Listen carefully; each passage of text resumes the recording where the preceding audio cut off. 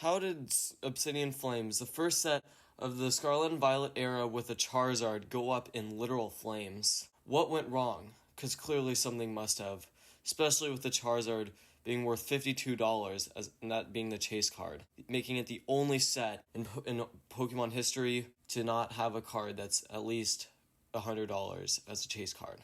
Well, without further ado, we'll be answering those questions.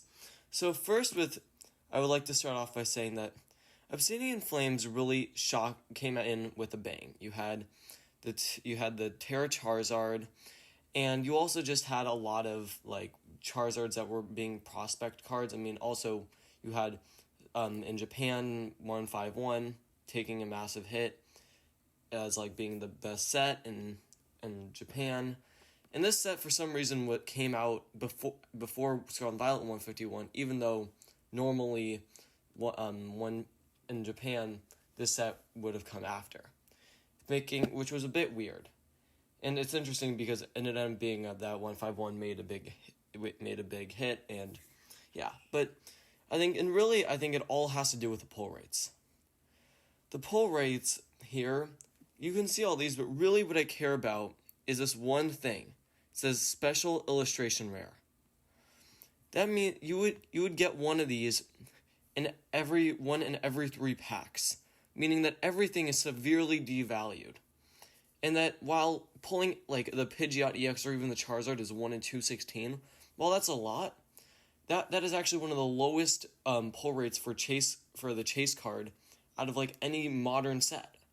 I mean, considering that the older sets were even harder to get the chase card in, yeah, I mean, and I think that it was part of a failed experiment of having good pull rates and of like increasing the pull rates. You got more hits, which tended to the collector's side of the community.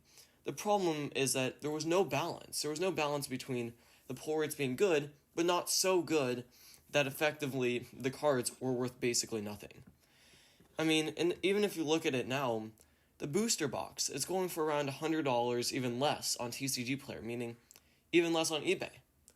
And even so, you'd have to even if you pulled the chase card, you still would not be able to make your money back unless you pulled some other good cards. But if you look at this, I'm not seeing any good cards to pull. These are all the illustration rares and special illustration rares. Whereas the only one I see that's good is the Charizard. So you'd have to pull 2 of them to make your money back. Or somehow 5 Pidgeot EXs. What are the odds of that? 0? I mean, on an ETB, great, you can actually have the ability to make your money back.